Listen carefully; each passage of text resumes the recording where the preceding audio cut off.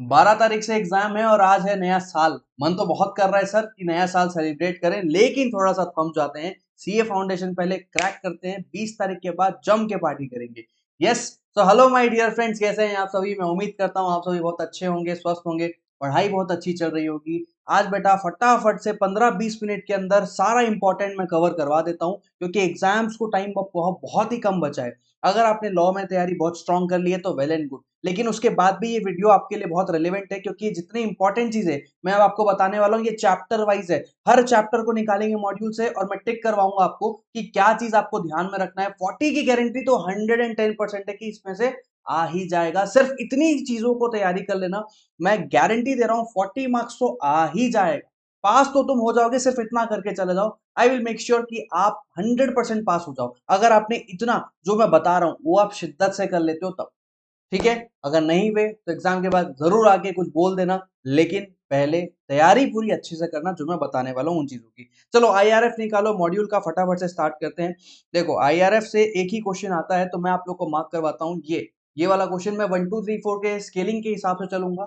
अपना मॉड्यूल निकालो, आईआरएफ खोलो, मेरे साथ साथ गो थ्रू करते रहो, स्टेप बाय स्टेप सारे मॉड्यूल को कंप्लीट करते हैं, सारा चैप्टर वाइज। तो आईआरएफ में इसको मार्क करो, what is law and process of making a law. इसका एक प्रॉपर एग्जाम में क्वेश्चन आ सकता है 6 नंबर का। तो ये आरटीपी सितंबर 24 के क्वेश्चन में तुमको मिलेगा। इसका जो जवाब है आपको वहां से सॉल्व करना है।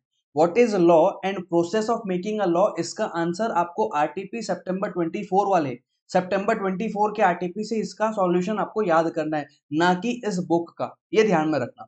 ठीक है, ये डन है। चलो मैं थोड़ा स्पीड चलूंगा तो आपको थोड़ा सा मेरे साथ साथ मेकअप करना है।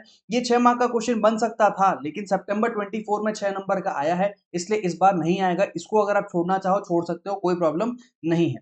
सीधे चलते हैं आगे आगे आगे आगे, हम आ जाते हैं यहाँ पे ministry of corporate affairs plus ministry of home affairs. इस पे 3-3 नंबर के 6 मार्क्स के दो क्वेश्चन आने के चांसेस है, ए और बी करके। तो ministry of corporate affairs plus ministry of home affairs, ये दोनों जरूर कर लेना। इसका जून में MTP 3, मतलब जो MTP 3 है, मॉक टेस्ट पेपर 3 सीरीज में 4 का सी जो है वो यही क्वेश्चन था। मिनिस्ट्री ऑफ कॉर्पोरेट अफेयर्स और मिनिस्ट्री ऑफ होम अफेयर्स पे 6 नंबर का एक डायरेक्ट क्वेश्चन था। तो ये आपका दूसरा नंबर का क्वेश्चन है जो आपको याद रखना है। ये आपको सेफ्टी के लिए याद रखना है, ministry of law and justice. इसके बारे में एग्जाम में आने के चांसेस वैसे कम है, लेकिन सेफ्टी के लिए इसको जरूर याद रख लेना। अच्छा, इसके बाद आगे चलते हैं आरबीआई, आईबीबीआई और सेबी। इसके ऊपर आने के चांसेस हो सकता था, लेकिन जून में अभी अभी आया था, इसलिए सितंबर में हमारा लॉ का आया था, सिविल लॉ क्रिमिनल लॉ क्या है। जून में था आईबीबीआई आरबीआई, इनके ऊपर था। इस बार सबसे हाईली प्रोबेबल चांसेस जो आईआरएस को क्वेश्चन बनने का है वो है ये वाला question, structure of Indian judicial system highest priority पे है। ये सिर्फ 4 चीजें कर लो, ये डायरेक्ट क्वेश्चन आएगा 6 नंबर का। Supreme court, high court, district court और मेट्रोपॉलिटन कोर्ट। ये बुलेट वाइज मैंने लिखवाया भी है, अगर आपको ये याद नहीं है तो मेरा आईआरएफ का वीडियो जाके देख लेना, उसमें ये सारी चीजें मैंने याद भी करवाई है। चलो, तो इसको अपन खत्म करते हैं। यहाँ आईआरएफ से आपको सिर्फ 4 चीजें याद करनी है, इसके अलावा कुछ नहीं। 6 नंबर 110% आप सिक्योर करने वाले हैं। इसी में से क्वेश्चन आने के 99% चांसेस है, 1% में रिस्क नहीं लूंगा। खैर चलो, क्योंकि इंस्टीट्यूट आईसीआई, अब आप भी समझेंगे आईसीआई क्या चीज है, हो सकता है कुछ और ही घुमा के दे दे भाई, है ना। चलो तो अपन चलते हैं unit 1 of Indian contract act. Module से निकाल लो यूनिट 1, उसको फटाफट से मार्किंग करवा देता हूं मैं।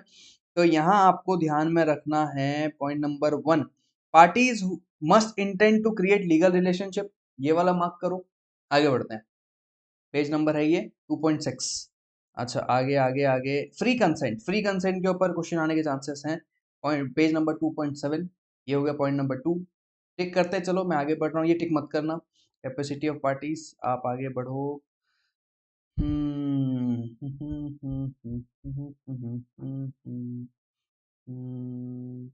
थ्री। तो डेफिनेशन ऑफ प्रपोजल, इसको जरूर याद कर लेना, क्योंकि ऑफर और प्रपोजल के ऊपर क्वेश्चन आया तो डेफिनेशन लिखना पड़ेगा, इसलिए इसको याद कर लेना। पॉइंट नंबर 3 था। अच्छा, 4, जनरल ऑफर क्या होता है ये जरूर याद कर लेना, क्योंकि इसमें ये Carlill versus carbolic smoke ball and company, smoke ball company, इसके ऊपर केस स्टडी बन सकता है, इसलिए लर्न फॉर सेफ्टी है ये। Chances are very low.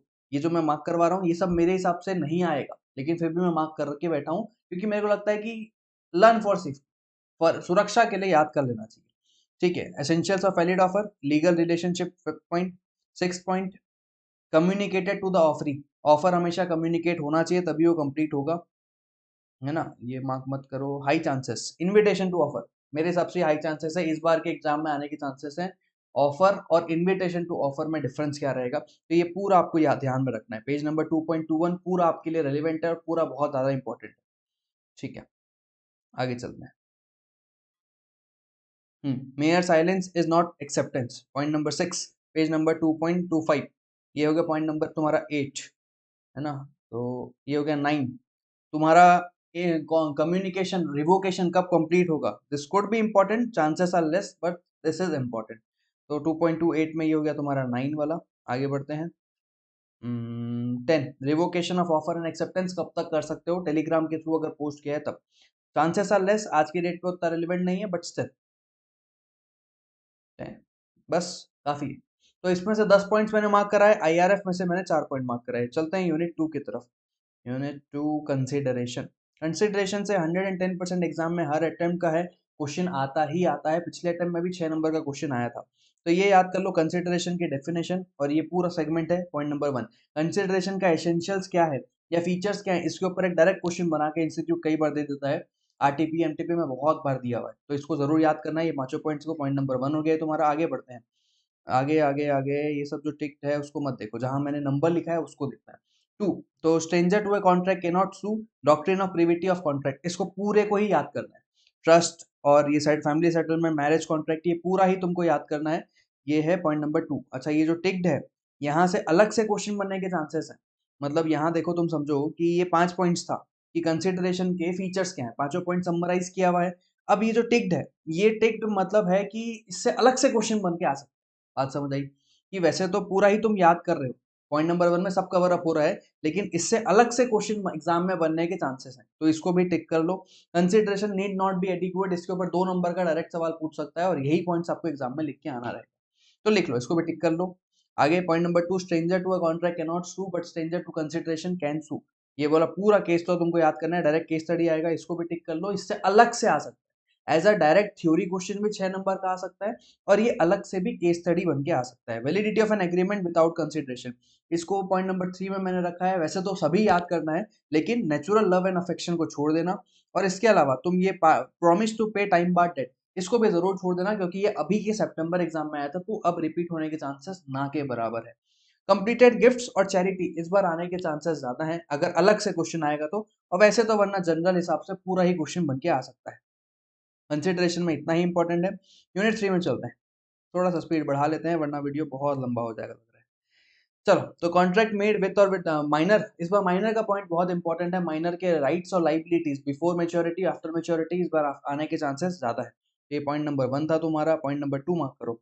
Liability for necessaries, ना के बराबर chances but still learn for safety, point number 2। अच्छा, आगे बढ़ते हैं। ये वाला डेफिनेशन ऑफ कंसेंट, 2 या 2% कंसेंट कब देते हैं, हमने ये कंसिडरेशन में ही मार्क किया है। Meeting of minds consensus ad idem, point number 3 ये था।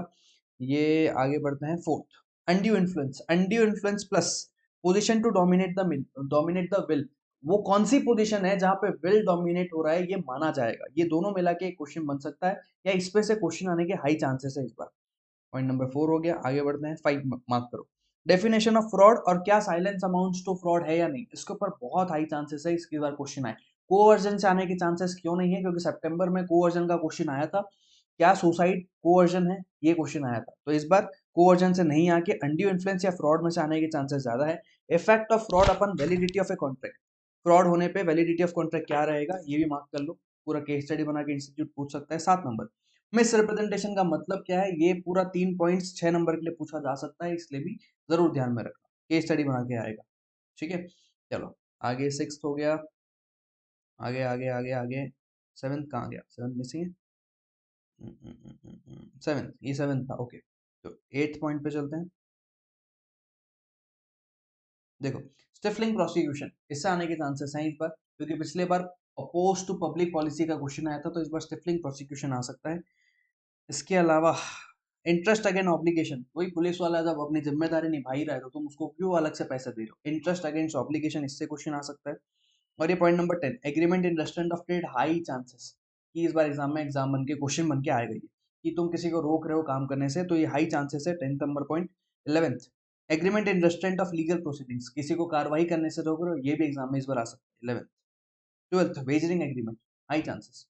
वेजरिंग एग्रीमेंट के ऊपर आने के चांसेस इस बार हैं। ट्रांजैक्शन सिमिलर टू वेजर और transaction resembling with wagering agreement but are not void, ये दोनों वेजरिंग में से आने के चांसेस है इस बार, इसलिए मैंने पूरा ही मार्क करवा दिया। ये डायरेक्ट थ्योरी क्वेश्चन बन के आएगा 6 नंबर का, वेजरिंग क्या है और ये ट्रांजैक्शन सिमिलर टू वेजरिंग या वॉइड या नॉट वॉइड, समझ आया। तो यूनिट 3 से हमने काफी कुछ मार्क किया, 14 पॉइंट्स लगभग मैंने तुम लोग को बोला है कि ये याद कर लेना, पास तो हो ही जाओगे।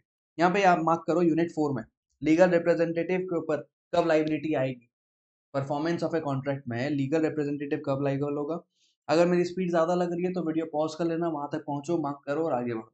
जॉइंट प्रोमिसर्स की लाइबिलिटी इंपॉर्टेंट है, लाइबिलिटी ऑफ जॉइंट प्रोमिसर्स पूरा ही इंपॉर्टेंट है। वैसे तो इस बार जॉइंट प्रोमिसर्स आने के चांसेस मुझे लग रहे हैं क्योंकि काफी टाइम से नहीं आया है, ठीक है। टाइम एंड प्लेस से इतना इंपॉर्टेंट नहीं है, सब छोड़ना है छोड़ दो। लास्ट मोमेंट के लिए है, अगर तुम्हारी तैयारी नहीं हुई और तुम पास होना चाहते हो, बाकी 3 सब्जेक्ट में स्ट्रांग हो, लॉ में फेल होने के चांसेस है, तब सिर्फ मेरे को फॉलो कर लो, पास तो हो ही जाओगे। Effect of failure to perform at time fixed in contract in which time is essential, वैसे ये आया था इस बार, पिछले अटेम्प्ट में सितंबर अटेम्प्ट में ये क्वेश्चन आया था, लेकिन ये हमेशा यूनिवर्सली एवर इंपॉर्टेंट रहता है ये, इसलिए मैंने इसको फिर मार्क करा दिया। Agreement to do impossible acts, point number 5 mark करो। Supervening impossibility super important, supervening impossibility super important है, केस स्टडी बना के बहुत बार इंस्टीट्यूट ने पूछा है। Point number 6 appropriation of payment, आमतौर पर नहीं आता है लेकिन ज्यादा कुछ इंस्टीट्यूट के पास बचा नहीं है, सितंबर अटेम्प्ट में उसने अच्छा खासा दिया था, टाइम एसेंशियल एलिमेंट बचा था, तो ये वाला ये 2 क्वेश्चन आने के चांसेस ज्यादा है इस बार। पॉइंट नंबर 8 और point number 7 appropriation of payment आ सकता है, वैसे तो आने के चांसेस है लेकिन बहुत टाइम होता है, इंस्टीट्यूट इक्का दुक्का अटेम्प्ट में देता है अप्रोप्रिएशन ऑफ पेमेंट, बहुत रेपिटेटिव एफएक्यू नहीं है, लेकिन ये बहुत एफएक्यू है, थ्योरी क्वेश्चन में डायरेक्ट आता है हमेशा, high chances. Contract which need not be perform with the consent of both the parties, पूरा डायरेक्ट थ्योरी क्वेश्चन 6 नंबर का पूछता है इंस्टीट्यूट। इंडियन कॉन्ट्रैक्ट एक्ट में 31 मार्क्स का 32 मार्क्स का क्वेश्चन आता है, जिसमें से 20 मार्क्स की तो थ्योरी आती है, तो ज्यादा इसमें घबराने की बात नहीं है, ये डायरेक्ट क्वेश्चन में बिल्कुल फंस सकता है, ठीक है। चलो, इसके अलावा कुछ है क्या। Point number 9 discharge by impossibility of contract performance, तुम्हारा कॉन्ट्रैक्ट कैसे खत्म होता है, ये इस कारण से खत्म होता है, डायरेक्ट क्वेश्चन पूछ सकता है, मतलब केस स्टडी बना के, ठीक। इस चैप्टर से भी कंप्लीट 9 पॉइंट्स हमने मार्क किया, यूनिट 5 में चलते हैं। ये दोनों को पॉइंट नंबर 1 बना के पूछा जा सकता है, तो एंटीसिपेटरी ब्रीच क्या होता है और उसका इफेक्ट क्या होता है, ये एक पॉइंट है। उसके बाद आगे चलते हैं सीधे हम, डैमेजेस अभी सितंबर एग्जाम में आया था, तो डैमेजेस से नहीं आएगा, क्वांटम मेरिट का आने का इस बार हाई चांसेस है, क्वांटम मेरिट पूछा जा सकता है, ठीक है। आगे बढ़ते हैं, बस 2 ही चीज इस चैप्टर से, इस पूरे यूनिट से तुमको 2 ही चीज मार्क करनी है। आगे बढ़ते हैं, पॉइंट नंबर 6 देख लेते हैं, कंटिजेंसी कॉन्ट्रैक्ट में। तो यहाँ से हमारे पास आने का जो चांसेस है, पहला तो डेफिनेशन ऑफ कंटिजेंट कॉन्ट्रैक्ट और essentials of A contingent contract, इसको मार्क कर लो। अच्छा, उसके बाद चलते हैं आगे। ये सब देखो जो मैंने छोड़ रहा हूँ वो आने के चांसेस ना के बराबर है, आ सकते हैं, लेकिन टाइम कम बचा है तो हम इसी पे ज्यादा फोकस करेंगे। क्वाजी कॉन्ट्रैक्ट बिल्कुल आने के हाई चांसेस है इस बार, और उसके सेलियंट फीचर्स क्या है, ठीक है। इधर payment by an interested person, वही घर का रेंट उसने दे दिया, एरियर्स था, मकान मालिक ने नहीं दिया, हमने दे दिया, तो कैसे हमको पेमेंट वहां से मिल सकता है, chances are high. Obligation of person enjoying benefits of non gratuitous act, ये भी तुमको रीड कर लेना है, अलग से पूछ सकता है ये। Responsibility of finder of goods, काफी टाइम हो गया नहीं आया है, इस बार हाई चांसेस है बिल्कुल आ सकता है, और जब ये क्वेश्चन बन के आता है तो बहुत ईजी होता है, लेकिन हमको याद नहीं रहता बोल के अच्छे से लिख नहीं पाते, ये भी ध्यान में रखना। आगे बढ़ते हैं, यूनिट 7 में चलते हैं। यूनिट 7 से आने के क्या चांसेस हैं इस बार, ये वाला राइट्स ऑफ इंडेमनिटी होल्डर को जब सू कर दिया जाए तो उसके क्या हक होता है, और what does the liability of indemnifier, when does indemnifier की लाइबिलिटी कब से स्टार्ट होती है, ये दोनों को मिला के 1 पॉइंट बनता है। इसके बाद कंसिडरेशन को लेके यहाँ पे इंपॉर्टेंट है कि भैया श्योरिटी और तुम्हारा जो है प्रिंसिपल डेटर, उनका क्या ऐसा रिश्ता है, उनके बीच में क्या ऐसा है कि कंसिडरेशन बन जा रहा है। मिस रिप्रेजेंटेशन या कंसेलमेंट अगर है, ये आने के चांसेस है इस बार, अगर तुमने श्योरिटी से परमिशन लिया और मिस रिप्रेजेंट करके लिया तब क्या होगा, ये आने के चांसेस हैं। प्लस आगे बढ़ते हैं, पॉइंट नंबर 4 नेचर और एक्सटेंट ऑफ श्योरिटी की लाइबिलिटी कहाँ तक रहेगी, ये भी इंपॉर्टेंट है, ठीक है।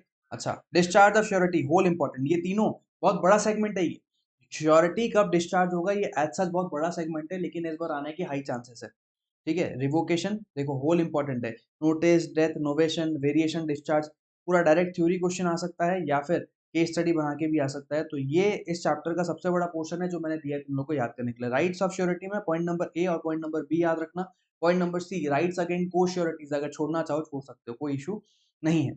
एग्जाम वाले दिन जो हम ये इंपॉर्टेंट मार्क कर रहे हैं, तुम सुबह जब उठोगे 16 तारीख को, याद करने के लिए, रिवीजन करने के लिए। तो जितना मैंने मार्क करवाया है उसको एक बार दोबारा जरूर से देख के जाना, ताकि तुम लीगल लैंग्वेज भूल ना जाओ। ये चीज ध्यान में रखना। बेलर की ड्यूटी है वो डिस्क्लोज करे फॉल्ट जो वो गुड्स बेल कर रहा है उस चीज में। ये पॉइंट नंबर 1 मार्क कर लो बेलमेंट में।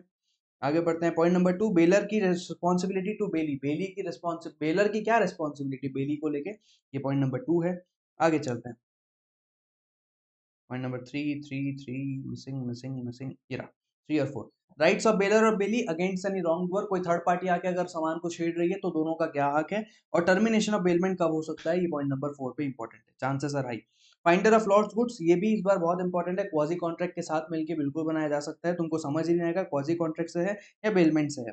Learn for safety, difference between general lien और पर्टिकुलर लेन। वैसे तो chances are low but still learn for safety, क्योंकि भैया आ गया तो तुम अपने मन से अगर लिख के आओगे मार्क्स तुमको नहीं मिलेंगे। बुकिश लैंग्वेज होना ही चाहिए, और यही पॉइंट्स तुम्हारे आंसर में जब मिलेगा तभी तुमको मार्क्स पूरा मिलेगा। पॉइंट नंबर 7, पॉनी की राइट्स क्या है व्हेन पॉनर मेक्स डिफॉल्ट। जब पॉनर मेक डिफॉल्ट करता है तो पॉनी के क्या राइट्स है। अच्छा, पॉइंट नंबर 8 क्या है, pledge by non owners. Theory में 5 मार्क्स का डायरेक्ट सवाल बन के आता है हर दफा, बहुत इंपॉर्टेंट है। ठीक है, अच्छा डिस्टिंक्शन छोड़ दो, आगे चलते हैं। एजेंसी में चलते हैं सीधे। तो एजेंसी एजेंसी एजेंसी फिर हमारा इंडियन कॉन्ट्रैक्ट एक्ट खत्म। इंडियन कॉन्ट्रैक्ट एक्ट पूरा लॉ ही है ना। तो agency by estoppel, this is important, ये एग्जाम में आ सकता है। थ्योरी क्वेश्चन बन के भी आ सकता है, केस स्टडी बन के आने के चांसेस ज्यादा है। अच्छा आगे चलते हैं। Ratification can not injure third person. कोई भी एजेंट ने ऐसी हरकत की जो उसकी अथॉरिटी को एक्सटेंड कर रहा है, क्या उसको प्रिंसिपल अप्रूव कर सकता है, कर सकता है, लेकिन अगर उससे किसी थर्ड पार्टी का नुकसान हो रहा है तो अप्रूव नहीं कर सकता। ये आ सकता है। एजेंट की अथॉरिटी इमरजेंसी में, this is a frequently asked question, इस बार एग्जाम में भी आ सकता है। ठीक है, तो जो आ सकता है वही मैंने टिक कराया है। Exceptions when agent can appoint sub agent. Agent का पर्सनली लाइबल होगा, ये क्वेश्चन आया था सितंबर वाले एग्जाम में। तो ये वाले जो क्वेश्चंस हैं इस बार वो हाईली इंपॉर्टेंट है सिर्फ जनवरी अटेम्प्ट के लिए। अगर तुम ये वीडियो जनवरी अटेम्प्ट के बाद देखोगे तो जून के लिए नया वीडियो बनाऊंगा कि उसमें क्या इंपॉर्टेंट। ठीक है, वैसे हम एग्जाम वाले दिन इसको 5 मार्क करो। वैसे हम एग्जाम वाले दिन बात करेंगे इस बारे में कि कितना मैंने इंपॉर्टेंट मार्क कराया था और उसमें से क्या क्या फंसा। लेट अस सी। तो duty of reasonable care and skill, ये किसकी जिम्मेदारी है, बेलर की, हमेशा एजेंट की, हमेशा ध्यान रखेगा वो ये चीज। अच्छा, इसके अलावा पॉइंट नंबर 7 मार्क करो, right to retain sums received out of principal account, this is important. Page number 2.214। Point number 8, agents lien on principal की प्रॉपर्टी। अगर लीन से क्वेश्चन आना है तो जनरल और पर्टिकुलर से ज्यादा अच्छा क्वेश्चन इससे बनाया जा सकता है, अगर लीन का ही क्वेश्चन जिसको देना है तब। पॉइंट नंबर 9, प्रिंसिपल की लाइबिलिटी कब रहेगी, जब एजेंट अपनी अथॉरिटी एक्सीड कर रहा है तब क्या होगा। अगर तुम्हारा क्वेश्चन बैंक सॉल्व हो गया तो वेल एंड गुड, अगर क्वेश्चन बैंक सॉल्व नहीं हुआ है और तुम ये खाली प्रोविजंस कर लो तब भी तुम छक्का मार के आओगे एग्जाम में, टेंशन लेने का नहीं। Rights of parties to a contract made by undisclosed agent, ये अच्छा क्वेश्चन बनाया जा सकता है, अभी तक नहीं आया वैसे। टर्मिनेशन ऑफ एजेंसी, मार्क करो मार्क करो मार्क करो। चलो पॉज करो, मार्क करते चलो मार्क करते चलो। एजेंसी कब इररिवोकेबल है, वैसे तो नहीं आया लेकिन 2 नंबर का हमेशा सवाल बन के आ सकता है, इंटर में आया करता था एजेंसी कब इररिवोकेबल है। अब इंटर का पोर्शन यहाँ आ गया है तो इंटर के क्वेश्चंस भी ज्यादा इंपॉर्टेंट फाउंडेशन के लिए बन चुके हैं। वैसे तो स्पेसिमेन वगैरह नेगोशिएबल में नहीं आता, लेट अस सी कभी आ भी जाए तो क्या, देखते हैं नेगोशिएबल पहुंचेंगे तब। तो गुड्स का डेफिनेशन क्या है, सोगा में यूनिट 1 निकालो और उसको मार्क करो। गुड्स का डेफिनेशन इज वेरी इंपॉर्टेंट। आगे बढ़ते हैं। एग्जिस्टिंग गुड्स क्या होता है, इसको तीनों को पॉइंट याद करना, स्पेसिफिक, असर्टेन, अनअसर्टेन, इसको तीनों को ध्यान में रखना। अच्छा, उसके बाद forms of delivery, very less important but learn for safety. आगे बढ़ते हैं। Difference between document of title, document showing title, this is important, exam में ध्यान में रखना, स्क्रीनशॉट ले लो, एग्जाम में बाद में लिख भी लेना अपने नोट्स में। आगे बढ़ते हैं। मैं थोड़ा स्पीड हूँ क्योंकि ज्यादा कुछ है नहीं सिखाने के लिए, ये हम पूरा कर रहे हैं क्लरिकल काम। सेल और हायर परचेस, तो हायर परचेज और सेल में क्या डिफरेंस है, कि इस बार एग्जाम में पूछ सकता है, क्योंकि पिछले बार एग्जाम में सेल का डिफरेंस किसी के साथ पूछा था। बेलमेंट के साथ आने के चांसेस कम है, हायर परचेज का आने का चांसेस ज्यादा है। तो goods perishing before making of a contract, perishing after after agreement to sell, ये पॉइंट नंबर 7 है, इंपॉर्टेंट मार्क करो। Point number 8, agreement to sell at valuation made by third party, अभी अभी रिसेंटली आया था बट स्टिल इंपॉर्टेंट है, इस बार दोबारा मार्क कर लो। यूनिट 1 डन, यूनिट 2 में चलते हैं।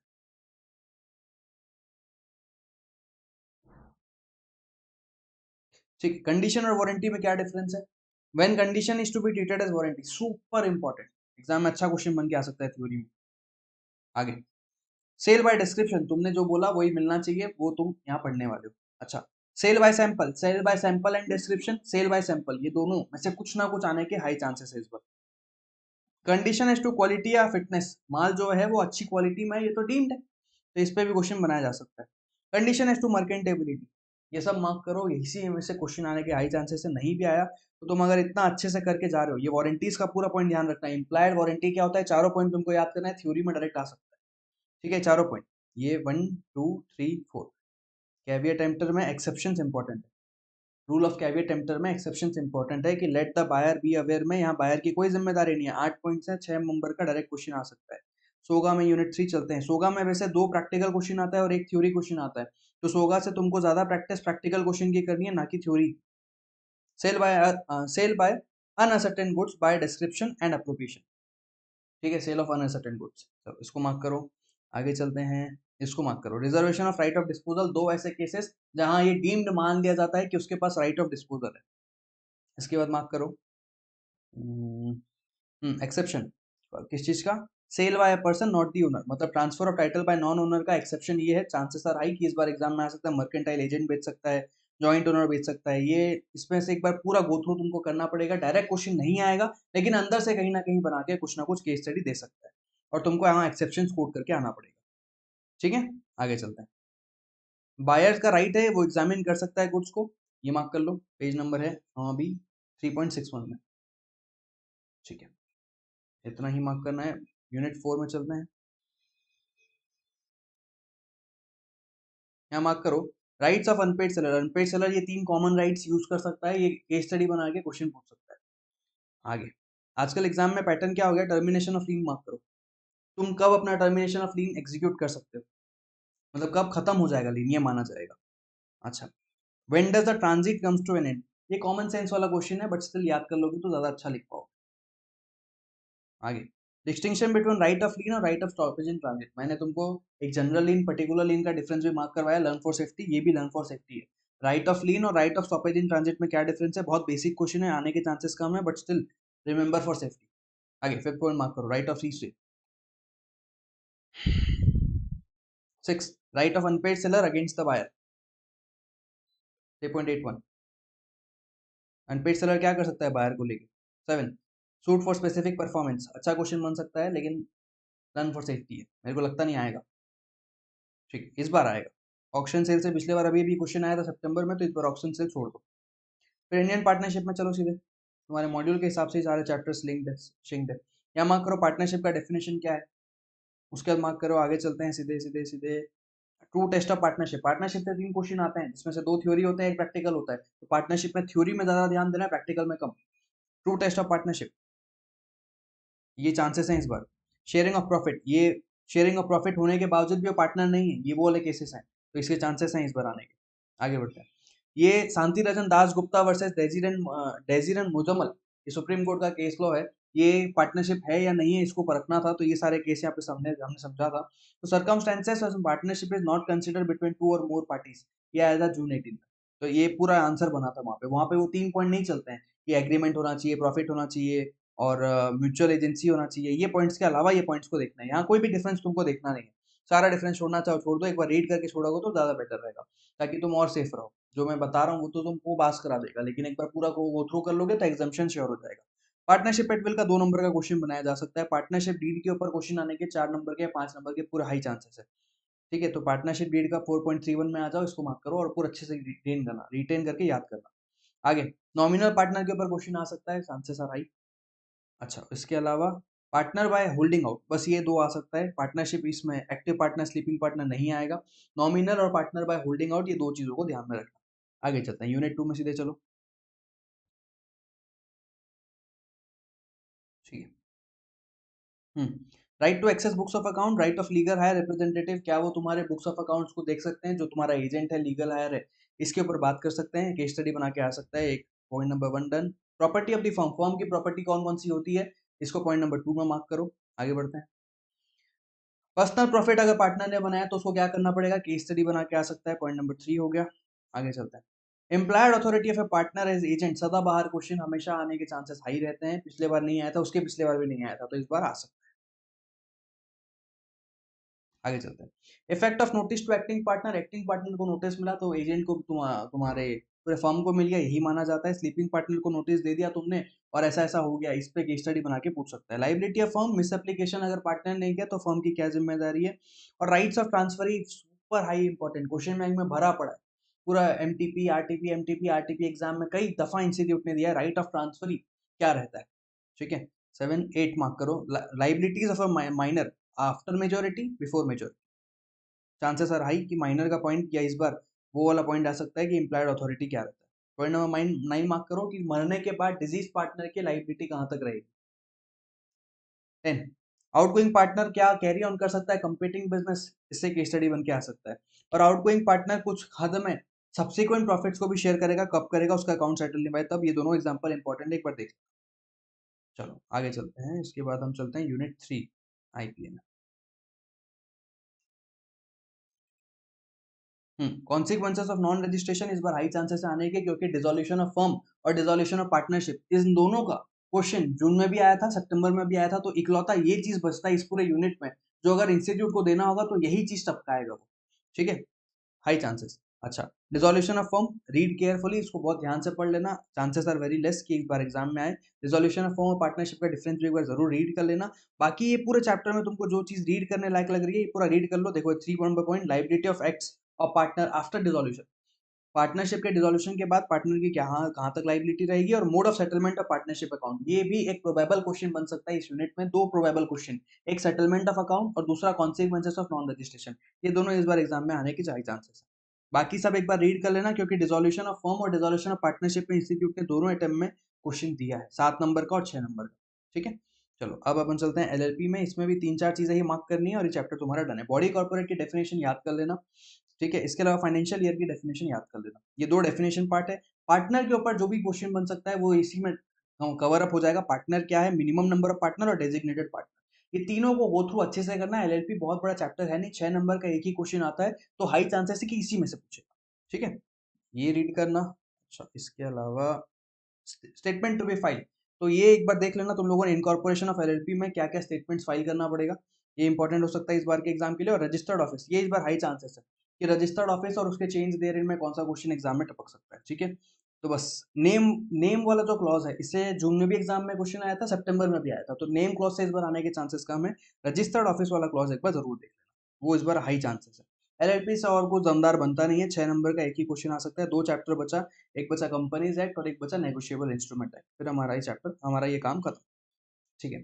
कंपनीज एक्ट में परपेचुअल सक्सेशन के ऊपर केस स्टडी बना के आता है इंस्टीट्यूट, कई बार 3 नंबर का क्वेश्चन देता है। कॉमन सील का क्वेश्चन अभी अभी आया था तो अब नहीं आएगा। कॉर्पोरेट व्हील के ऊपर दोनों बार आया है, जून में भी आया, सितंबर में भी आया, तो कॉर्पोरेट व्हील से इस बार आने के चांसेस ना के बराबर 99% कॉर्पोरेट व्हील से नहीं आएगा। बट स्टिल अगर आ जाए तो इंस्टीट्यूट ये वाला क्वेश्चन बहुत चाहता है, तो प्रोटेक्ट द रेवेन्यू या टैक्स, जो दिनशॉ मानिक जी पेटेंट वाला केस लो है, तो ये अगर आ सकता है तो आएगा, वरना 99% तो इस बार से आएगा ही नहीं कॉर्पोरेट व्हील में से क्वेश्चन। रही बात क्लासेस ऑफ कंपनीज में से, तो कंपनी लिमिटेड बाय गारंटी, इसको अच्छे से याद करना। कंपनी लिमिटेड बाय गारंटी और कंपनी बाय शेयर कैपिटल, इसमें अच्छे क्वेश्चन बन सकते हैं। इसके अलावा 1% कंपनी से हर बार क्वेश्चन आता है, इस बार भी आने के चांसेस ज्यादा है। 1% company, section 8 company, private company, public company, ये डेफिनेशंस बहुत इंपॉर्टेंट है। स्मॉल कंपनी से इस बार आ सकता है, पिछले बार स्मॉल एलएलपी क्या होता है पूछा था, इस बार स्मॉल कंपनी पूछ सकता है। पब्लिक कंपनी का डेफिनेशन मेरे को अब इंपॉर्टेंट लगने लगा है, पहले इंपॉर्टेंट नहीं हुआ करता था। 1% होल्डिंग और सब्सिडरी का रिश्ता तो हमेशा ही आता है, तो ये लर्न फॉर सेफ्टी ही है, पिछले बार भी आया था, तो देखते हैं इस बार आ सकता है या नहीं आ सकता। गवर्नमेंट कंपनी पिछले बार भी आया था, तो इस बार देखते हैं आ सकता है कि नहीं आ सकता है, बट स्टिल गवर्नमेंट कंपनी हमेशा के लिए इंपॉर्टेंट रहता है। सेक्शन 8 कंपनी से इस बार आने के चांसेस ज्यादा है। Formation of company with charitable object में चांसेस मैंने हाई लिखा है यहाँ पे, ठीक है। इसमें लाइसेंस कब रिवोक हो सकता है, ये सारी चीजें ज्यादा इंपॉर्टेंट है। इसके अलावा डोरमेंट कंपनी को भी ध्यान में रखना, कब कंपनी डोरमेंट कहलाएगी, जून में एग्जाम में अच्छा क्वेश्चन आया था इससे, ठीक है। अच्छा, mode of registration incorporation of company, promoters का डेफिनेशन याद कर लेना, प्रमोटर कौन कहलाता है, ये लर्न फॉर सेफ्टी है, वैसे नहीं आता है but still learn for safety है। इसके अलावा तुम चलो सीधे, कंपनी अगर ऑलरेडी इनकॉर्पोरेट हो गई है और झूठे रिपोर्ट्स के थ्रू इनकॉर्पोरेट हुई है, या बाद में पता चला रिपोर्ट गलत आ रहे हैं, तो क्या कॉन्सिक्वेंसेस है, ये एक बार जरूर ध्यान में रखना।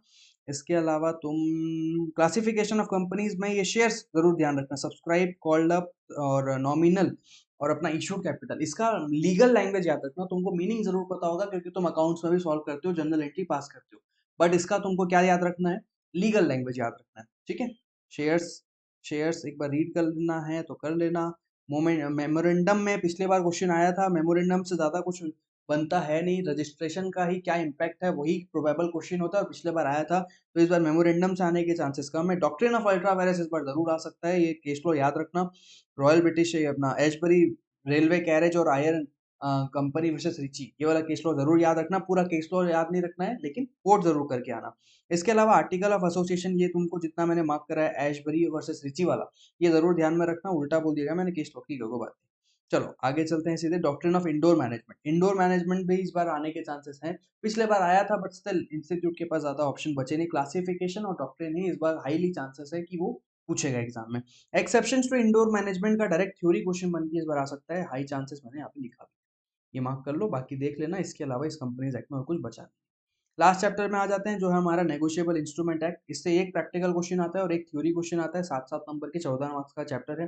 तो यहाँ मार्क करो कि नेगोशिएबल इंस्ट्रूमेंट एक्ट कब पेबल टू बियरर माना जाता है, कब पेबल टू ऑर्डर होता है। ये पॉइंट नंबर 1 हो गया। इसके बाद मार्क करते हैं स्पेसिमेन। ये जो पूरा स्पेसिमेन है ये इंटर में आया करता था, फाउंडेशन में अब तक आया नहीं है, एक बार देख के चले जाना, क्या पता पूछ ले। खैर, इसके बाद पॉइंट नंबर 2 में मार्क करो डिफरेंस बिटवीन प्रोमिसरी नोट और बिल ऑफ एक्सचेंज। अगर पेपर इजी बनाना होगा तो ये क्वेश्चन जरूर आ सकता है। ठीक है, 5 पॉइंट से 5 नंबर का बिल्कुल बनाया जा सकता है। यही 5 पॉइंट्स लिखोगे तो मार्क मिलेगा, मन से लिखोगे कुछ नहीं मिलेगा। चेक की बात करें तो ट्रंक्वेटेड चेक क्या होता है, इस पे क्वेश्चन बन सकता है, इसलिए इसको भी मार्क करना और एज इट इज याद करना। ड्रॉई और क्या होता है, ड्रॉई इन केस ऑफ नीड क्या होता है, इस पे भी 2 नंबर का इंस्टीट्यूट 5 और 2 का ऐसा मिक्स करके सवाल पूछ सकता है। अच्छा, बियरर इंस्ट्रूमेंट क्या होता है और ऑर्डर इंस्ट्रूमेंट क्या होता है, इस पे भी डायरेक्ट क्वेश्चन पूछा जा सकता है, इसलिए इसको भी मार्क करके रखो। ठीक है। अच्छा, और इनलैंड इंस्ट्रूमेंट पिछले बार आया था, फॉरेन भी पिछले बार आया था। इसके अलावा हमारा इनकम्प्लीट इंस्ट्रूमेंट भी पिछले बार आया था। तो इस बार बचता है एम्बिगुअस इंस्ट्रूमेंट, 3 नंबर का क्वेश्चन बन के आ सकता है। ठीक है। नेगोशिएशन बाय डिलीवरी, डिलीवरी कैसे होती है, आधी कटी हुई मिलेगी तो क्या डिलीवरी मानेंगे, ये चीज पे क्वेश्चन बन सकता है। डिसऑनर ऑफ चेक हमेशा इंस्टीट्यूट देता है, लेकिन चेक में ज्यादा क्वेश्चन बन नहीं सकते, तो यही क्वेश्चन तुमको दोबारा याद करना पड़ेगा कि चेक में क्या होता है। और प्रेजेंटमेंट ऑफ इंस्ट्रूमेंट से इस बार क्वेश्चन बनाया जा सकता है। तो प्रेजेंटमेंट बच्चों को वैसे टेक्निकल लगता है, लेकिन इतना टेक्निकल नहीं है, थोड़ा वो चीजें मार्क कर लेना। व्हेन प्रेजेंटमेंट इज अननेसेसरी, इसको छोड़ देना क्योंकि अभी अभी ये सितंबर वाले एग्जाम में आया था। बाकी रूल्स ऑफ कॉम्पेंसेशन की, कॉम्पेंसेशन जब मिलेगा तो कैसे मिलेगा, इसको एक बार रीड कर लेना, बस तुम्हारा यहाँ पे कहानी खत्म। जितना मैंने मार्क कराया, अगर तुम इसमें जैसे नेगोशिएबल 10 पॉइंट्स है, कंपनीज में 14 पॉइंट्स है, इंडियन कॉन्ट्रैक्ट के यूनिट 3 में 14 पॉइंट्स है, अगर तुम सबको सम अप भी करोगे ना तो लगभग 110 कॉन्सेप्ट से मिलेगा, उससे ज्यादा तुमको नहीं मिलेगा। तो बस उतना एक बार देख लो, उससे ज्यादा तुमको देखने की कोई जरूरत नहीं है। और पूरा पढ़ाई इसके हिसाब से ही तुमको करना है। पूरी पढ़ाई किसके हिसाब से होगी, ये स्ट्रैटेजी के हिसाब से होगी, जो मैंने तुम्हारे वीडियो बनाया है लॉ का पोस्टमार्टम। अगर तुमने नहीं देखा है तो जाके देख लो। अपनी पूरी पढ़ाई की स्ट्रैटेजी इसके अकॉर्डिंग ही रखो। क्वेश्चन नंबर 1 2 3 4 5 6 में कौन कौन सा आता है, केस स्टडी बेस कितना है, डायरेक्ट थ्योरी क्वेश्चन कितना है, ये पूरा ध्यान में रखो। इसके अलावा इंडियन कॉन्ट्रैक्ट एक्ट के कौन कौन से क्वेश्चन आते हैं, आईआरएफ के कौन कौन से क्वेश्चन आते हैं, एलएलपी का, कंपनीज एक्ट का, एनआईए का, पूरी पढ़ाई इसके हिसाब से करना है। First thing. Second thing, time management कैसे करना है, इसके ऊपर लॉ का पोस्टमार्टम वाले वीडियो में ही मैंने समझाया है कि 100 मार्क्स का पेपर 2.5 घंटे में भी कंप्लीट हो जाएगा, अगर तुम वो फॉलो कर रहे हो तो मैंने उस वीडियो में बताया। क्वेश्चन नंबर 3 को बिल्कुल लास्ट में स्टार्ट करना है, 3 को बिल्कुल स्टार्टिंग में करना ही नहीं है, क्वेश्चन नंबर 1 को भी स्टार्टिंग में बिल्कुल भी नहीं करना है, ये बात ध्यान में रखना। क्यों नहीं करना है, वीडियो में जाके देखो, डिटेल एनालिसिस मैंने वहां पे बताया है। चलो, तो बस फिर यहाँ से कंक्लूड करते हैं अपने इस वीडियो को। अगर अपने दोस्तों के साथ शेयर करो, जिसको लग रहा है वो फेल हो जाएगा, इंपॉर्टेंट चाहिए, आखिरी का 10 दिन बचा है, 2 दिन लगेगा हार्डली, या 1 से 1.5 दिन लगेगा, अगर तुमने पहले से सारी चीजें अच्छे से करके रखी है। जितने कॉन्सेप्ट मैंने बताए हैं, इसको हार्डली पूरा अच्छे से याद करने में 1.5 से 2 दिन लगेगा। ये तो तुम एग्जाम वाले टाइम पे भी कर सकते हो, 13 14 15, ये 3 दिन तुम्हारे पास पूरा गैप है, 16 को एग्जाम है। इतनी चीजों पे बहुत अच्छा वेटेज देना, पूरा अपना समय इन चीजों पे डाइवर्ट करना, जितना मैंने इंपॉर्टेंट मार्क कराया है। ये इंपॉर्टेंट मैंने ऐसे हवाबाजी में नहीं निकाला है, मैंने मई 18 से लेकर अभी तक के पूरा डेटा एनालिसिस करने के बाद, प्रेडिक्शन चार्ट बनाने के बाद मैंने ये चीज निकाली है कि इंस्टीट्यूट इस बार इसमें से क्वेश्चन देगा ही देगा। चलो, तो मिलते हैं फिर किसी और वीडियो में। कुछ अगर डाउट्स हो तो मुझे व्हाट्सएप मैसेज कर देना, इंस्टाग्राम टेलीग्राम वॉटेवर जो तुमको पसंद हो। बाकी all the very best for your exams, take care, bye bye.